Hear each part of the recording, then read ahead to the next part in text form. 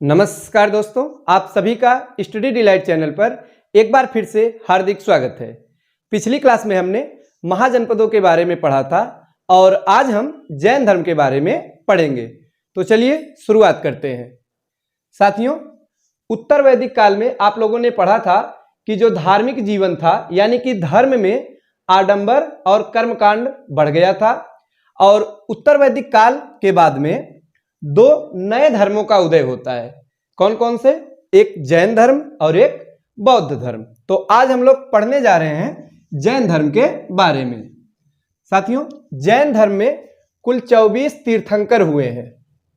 तो कितने तीर्थंकर हुए हैं? याद रखिएगा, 24 तीर्थंकर हुए हैं। तो तीर्थंकर से आप क्या समझते हैं? तो तीर्थंकर यानी कि गुरु समझ सकते हैं। जैन धर्म के संस्थापक गुरु के रूप में तीर्थंकरों का महत्व है और इनकी संख्या कितनी है? तो कुल 24 है। तो एक प्रश्न तो यहीं से परीक्षा में बनता है, कई बार पूछा भी गया है कि जैन धर्म में कितने तीर्थंकर है। ऑप्शन दे देगा 21, 22, 23 या 24, तो आप लोग बताएंगे 24। अब हम बात करेंगे जैन धर्म के संस्थापक के बारे में।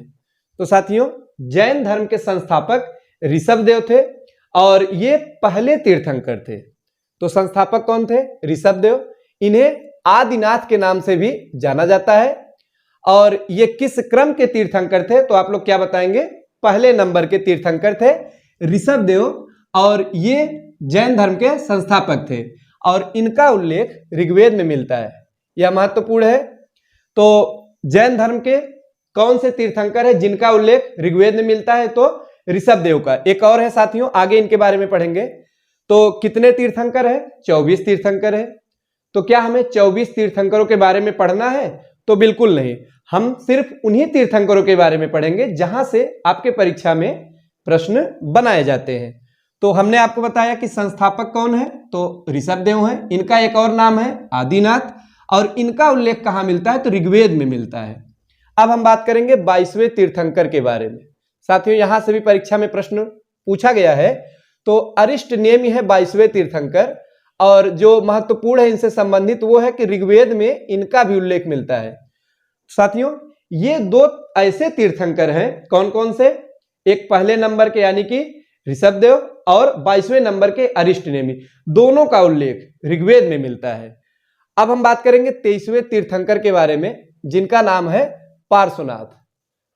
तो साथियों, 23वें तीर्थंकर कौन है? पार्श्वनाथ है और इन्होंने जो है 4 शिक्षाएं दी थी। याद रखिएगा, जो 23वें क्रम के तीर्थंकर हुए हैं उनका नाम है पार्श्वनाथ और इन्होंने 4 प्रमुख शिक्षाएं दी है। कौन कौन सी? आइए देखते हैं। तो पहला है सत्य, दूसरा है अहिंसा, तीसरा है अस्तेय और चौथा है अपरिग्रह। साथियों, कौन कौन सी शिक्षाएं हैं? सत्य, अहिंसा, अस्तेय और अपरिग्रह। सत्य यानी सत्य के मार्ग पर चलना, अहिंसा यानी हिंसा न करना, अस्तेय यानी कि चोरी नहीं करना और अपरिग्रह यानी कि अधिक धन का संचय नहीं करना।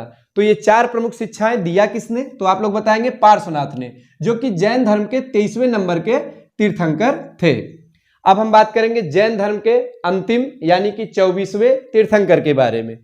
तो महावीर स्वामी, याद रखिएगा साथियों, महावीर स्वामी ये जैन धर्म के अंतिम और 24वें तीर्थंकर थे और इन्हें ही जैन धर्म का वास्तविक संस्थापक माना जाता है। और इन्होंने क्या किया कि जो पार्श्वनाथ थे जिन्होंने 4 शिक्षाएं दी थी उसमें इन्होंने एक और शिक्षा को ऐड किया, यानी कि एक और शिक्षा को जोड़ा और वो कौन सी है? तो ब्रह्मचर्य है। याद रखिएगा। तो हमने आपको बताया पार्श्वनाथ ने 4 प्रमुख शिक्षाएं दी है, तो महावीर स्वामी ने इनमें एक ब्रह्मचर्य को भी ऐड किया। इस प्रकार से शिक्षा हो गई कुल 5, 4 + 1 यानी कि कुल 5 हो गई। इसे ही जैन धर्म में पंच महाव्रत कहते हैं। महत्वपूर्ण है, परीक्षा में पूछा जाता है। तो पंच महाव्रत के अगर इतिहास की बात करें तो शुरुआती दौर पार्श्वनाथ ने किया था जिन्होंने 4 शिक्षाएं दी और महावीर स्वामी आकर ब्रह्मचर्य की भी शिक्षा देते हैं। इस प्रकार से पंच महाव्रतों का निर्माण होता है। और जैन धर्म के वास्तविक संस्थापक कौन है? तो साथियों, महावीर स्वामी को ही माना जाता है। क्यों माना जाता है? क्योंकि संस्थापक तो थे ऋषभदेव, परंतु जब महावीर स्वामी जैन धर्म में ये आते हैं तो इन्होंने, इनके काल में जैन धर्म का व्यापक रूप से प्रचार प्रसार हुआ। इसीलिए इन्हें जैन धर्म का वास्तविक संस्थापक माना गया है। तो अब तक हमने क्या पढ़ा? तो जैन धर्म में कितने तीर्थंकर हुए हैं? तो आप बताएंगे 24 तीर्थंकर। संस्थापक कौन? ऋषभदेव। और वास्तविक संस्थापक कौन? तो आप क्या बताएंगे? महावीर स्वामी। दोनों में एक डिफरेंस है साथियों, याद रखिएगा। अक्सर परीक्षा में प्रश्न बनता है, संस्थापक पूछेगा तो आप बताएंगे ऋषभदेव, वहीं अगर पूछेगा कि वास्तविक संस्थापक कौन, तो महावीर स्वामी। और इन्होंने ब्रह्मचर्य की शिक्षा दी थी। अब हम बात करेंगे महावीर स्वामी के बारे में और सबसे पहले जानेंगे इनके जीवन परिचय के बारे में, सामान्य जानकारी। साथियों, महावीर स्वामी ये जैन धर्म के 24वें तीर्थंकर थे और जैन धर्म के वास्तविक संस्थापक भी इन्हें ही माना जाता है। और इनका जन्म कब हुआ? तो 5 से 40 ईसा पूर्व में। कहाँ पे हुआ? कुंडग्राम में, जो कि वैशाली में स्थित है। तो साथियों, 5 से 40 ईसा पूर्व में वैशाली के कुंडग्राम में महावीर स्वामी का जन्म हुआ। और मृत्यु कब हुई? तो 4 से 68 ईसा पूर्व में। कहाँ पर? तो पावापुरी में। साथियों, इनका जन्म 5 से 40 ईसा पूर्व में और मृत्यु 4 से 68 ईसा पूर्व में पावापुरी में हुई। कितने वर्ष की आयु में? तो 72 वर्ष की आयु में। याद रखिएगा, इनकी मृत्यु 72 वर्ष की आयु में हुई। अब अगर बात किया जाए कि इनके बचपन का नाम क्या था, तो साथियों बचपन का नाम था वर्धमान। नाम याद रखिएगा, सामान्य जीवन परिचय है, यहां से प्रश्न परीक्षा में बनता है, इसीलिए हम आपको बता रहे हैं। तो बचपन का नाम क्या था साथियों? तो वर्धमान था। पिता का नाम क्या था? सिद्धार्थ था, जो कि ज्ञात्रिक कुल के थे। और माता का नाम त्रिशला था, जो कि लिच्छवी शासक चेटक की बहन थी। साथियों, बताइए कि महावीर स्वामी के बचपन का नाम क्या था? तो वर्धमान था। पिता का क्या नाम था? तो सिद्धार्थ था, जो कि ज्ञात्रिक कुल से संबंधित थे। माता का नाम बताइए। तो अगर परीक्षा में पूछा जाएगा महावीर स्वामी के माता का क्या नाम था, तो आप बताएंगे त्रिशला, जो कि लिच्छवी एक शासक थे जिनका नाम था चेटक। तो इनकी बहन थी त्रिशला। पत्नी कौन थी? यशोदा थी। और इनका दामाद था जमाली। साथियों, तो कहीं कहीं आपको जामाली नाम भी देखने को मिलेगा। तो जमाल या जामाल ये इनके दामाद थे और पत्नी का नाम था यशोदा। और इनकी एक पुत्री थी, पुत्री का नाम था अड़ोज्जा या प्रियदर्शनी। तो क्या नाम था साथियों? अड़ोज्जा या प्रियदर्शनी, ये दो नाम मिलता है।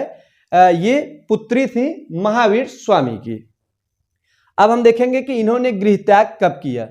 साथियों, महावीर स्वामी ने 30 वर्ष की अवस्था में गृह त्याग किया, यानी अपने घर को छोड़ दिया। क्यों छोड़ा? ज्ञान की प्राप्ति के लिए। तो इन्होंने ज्ञान की प्राप्ति के लिए अपने बड़े भाई, इनके एक बड़े भाई थे, उनका नाम था नंदीवर्धन, उनकी आज्ञा लेकर और उनकी आज्ञा से इन्होंने क्या किया? 30 वर्ष की अवस्था में गृह को त्यागा। परीक्षा में प्रश्न बनता है, तो याद रखिएगा 30 वर्ष की आयु में बड़े भाई नंदीवर्धन की आज्ञा से इन्होंने गृह त्याग किया। और इन्हें ज्ञान की प्राप्ति कब हुई? तो 12 वर्ष बाद। कहां पे? तो जृंभिक गांव में। नाम जरूर याद रखिएगा, एक गांव है जृंभिक गांव में और नदी है ऋजुपालिका नदी के तट पर। वृक्ष का नाम है साल वृक्ष। साथियों, तीनों नाम आपको याद रखने हैं, परीक्षा में पूछा जाता है। तो इन्हें ज्ञान की प्राप्ति हुई जृंभिक गांव में और नदी है ऋजुपालिका नदी के तट पर। और किस वृक्ष के नीचे? तो साल वृक्ष के नीचे इन्हें ज्ञान की प्राप्ति हुई। और नदी है ऋजुपालिका नदी, गांव का नाम है जृंभिक गांव। और गृह त्याग कब किया था साथियों? तो 30 वर्ष की अवस्था में इन्होंने गृह त्याग किया था। तो महावीर स्वामी को ज्ञान की प्राप्ति कब हुई? तो जब इन्होंने गृह त्याग किया उसके 12 वर्ष बाद, यानी कि 30 वर्ष की आयु में इन्होंने गृह को त्यागा था और 12 वर्ष बाद यानी कि 42 वर्ष की आयु में। याद रखिएगा, जब इन्हें ज्ञान की प्राप्ति हुई थी उस समय इनकी आयु कितनी थी? तो 42 वर्ष इनकी आयु थी। गांव का नाम था जृंभिक गांव, नदी थी ऋजुपालिका नदी और वृक्ष था साल वृक्ष के नीचे। और जब इनको ज्ञान की प्राप्ति हुई तो ये क्या कहलाए? ये परीक्षा में पूछा जाता है, तो महावीर कहलाए थे। इसके पहले साथियों ये किस नाम से जाने जाते थे? तो हमने आपको बताया कि वर्धमान नाम से ये जाने जाते थे। इनका मूल नाम या बचपन का नाम था वर्धमान। अब ज्ञान की प्राप्ति हुई तो ये कहलाए महावीर। और भी कई नामों से जाने गए, जैसे कि जिन। जिन यानी कि क्या? विजेता। किसका विजेता साथियों? इन्होंने ज्ञान की प्राप्ति की, इंद्रिय पर विजय पाया, इसीलिए इन्हें जिन भी कहा गया। इसके साथ ही साथ अरहत कहा गया, अरहत यानी कि पूज्य। और क्या कहा गया? निर्ग्रंथ। निर्ग्रंथ से आप क्या समझते हैं? तो बंधन रहित। तो ये कुछ नाम है जो कि इन्हें ज्ञान प्राप्ति के बाद इन नामों से जाना गया, जरूर याद रखिएगा। सबसे महत्वपूर्ण है महावीर, जिन, अरहत और निर्ग्रंथ। साथियों, ज्ञान की प्राप्ति के बाद महावीर स्वामी जैन धर्म का प्रचार प्रसार शुरू करते हैं और इन्होंने अपना जो प्रथम शिष्य बनाया था वो जमाली को बनाया था, जमाली अथवा जामाली। और जामाली कौन थे? तो इनके दामाद थे। याद रखिएगा, यहां से प्रश्न परीक्षा में पूछा गया है कि महावीर स्वामी का पहला शिष्य कौन था? तो जामाली। अब हम बात करेंगे इनकी उपदेश एवं शिक्षाओं के बारे में। तो साथियों, जैन धर्म की या महावीर स्वामी के कुछ प्रमुख उपदेश हैं, शिक्षाएं हैं, तो कौन कौन सा है आइए देखते हैं। महावीर स्वामी ने अपना पहला उपदेश कहाँ दिया? तो राजगृह में दिया। याद रखिएगा, तो इन्होंने ज्ञान प्राप्ति के बाद जो पहला अपना उपदेश दिया वो दिया था राजगृह में। अब साथियों, हम बात करेंगे कि जैन धर्म की प्रमुख शिक्षाएं के बारे में। तो सबसे महत्वपूर्ण स्थान आता है त्रिरत्न का। और त्रिरत्न ये है क्या? तो कैवल्य यानी कि मोक्ष की प्राप्ति हेतु त्रिरत्न की संकल्पना विकसित की गई है जैन धर्म में। साथियों, ध्यान दीजिएगा कि कैवल्य शब्द जैन धर्म में आता है। कैवल्य से आप क्या समझते हैं? तो कैवल्य जिस प्रकार से हिंदू धर्म में मोक्ष की संकल्पना है, तो इसी प्रकार से जैन धर्म में कैवल्य शब्द आता है, यानी कि जन्म मरण के बंधन से मुक्त हो जाना, मोक्ष की प्राप्ति करना। तो इसी प्राप्ति के लिए त्रिरत्न की संकल्पना है जैन धर्म में। आइए हम देखते हैं त्रिरत्न में है क्या। तो सम्यक आचरण, सम्यक ज्ञान और सम्यक दर्शन। तो साथियों, त्रिरत्न में क्या क्या है? सम्यक आचरण, सम्यक ज्ञान और सम्यक दर्शन, ये है त्रिरत्न। सम्यक आचरण यानी क्या? तो सुख दुख में समान भाव, सम्यक आचरण से तात्पर्य है। सम्यक ज्ञान यानी कि जो वास्तविक ज्ञान है वो है सम्यक ज्ञान। सम्यक दर्शन यानी कि किस प्रकार का दर्शन? सत्य में विश्वास, सम्यक दर्शन। तो ये तीन है जिन्हें त्रिरत्न कहा गया है, इन्हें आपको याद रखना है। और याद रखने के लिए हम आपको एक ट्रिक बताते हैं, बहुत ही आसान सा ट्रिक है, आप आसानी से याद रख सकते हैं। वो ट्रिक का नाम है आज्ञाद। कौन सा ट्रिक है साथियों? आज्ञाद। जैसे हम किसी अपने बड़े, कोई हमसे बड़े हैं या गुरु है, तो उनसे आज्ञा मांगते हैं कि अब आज्ञा दीजिए, हमें चलना है। तो इस प्रकार से एक शब्द है आज्ञाद, इससे आप आसानी से याद रख सकते हैं। कैसे? आ से हो गया आचरण, सम्यक आचरण, ज्ञा से हो गया सम्यक ज्ञान, द से हो गया दर्शन यानी सम्यक दर्शन। साथियों, अक्सर जो है इन तीनों का क्रम भूल जाते हैं या तो याद नहीं रहता है, तो इसके लिए आज्ञाद, इस ट्रिक से आप हमेशा याद रख सकते हैं, कभी भी जल्दी भूलेंगे नहीं। तो आ से हो गया आचरण, ज्ञा से ज्ञान, द से दर्शन। तो ये था त्रिरत्न। अब हम बात करेंगे पंच महाव्रत के बारे में। तो पहले ही हमने इसके बारे में आपको बता दिया है कि पंच महाव्रत सबसे पहले ये 4 था जिसकी संकल्पना दी थी पार्श्वनाथ ने। महावीर स्वामी ने इसमें ब्रह्मचर्य को ऐड किया, इस प्रकार से इनकी संख्या हुई 5। कौन कौन से हैं? अहिंसा, सत्य, अस्तेय, ब्रह्मचर्य और अपरिग्रह। तो साथियों ये 5 है, नाम याद रखिएगा। अहिंसा, हिंसा न करना, सत्य है, अस्तेय चोरी न करना, ब्रह्मचर्य का पालन करना और अपरिग्रह अधिक धन का संचय नहीं करना। तो ये है पंच महाव्रत। अब साथियों, इन पंच महाव्रतों में सबसे महत्वपूर्ण स्थान किसका आता है? तो अहिंसा का।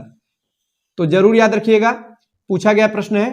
तो पंच महाव्रत यानी कि 5 महाव्रतों में जो सबसे ज्यादा महत्वपूर्ण स्थान आता है वो है अहिंसा का स्थान।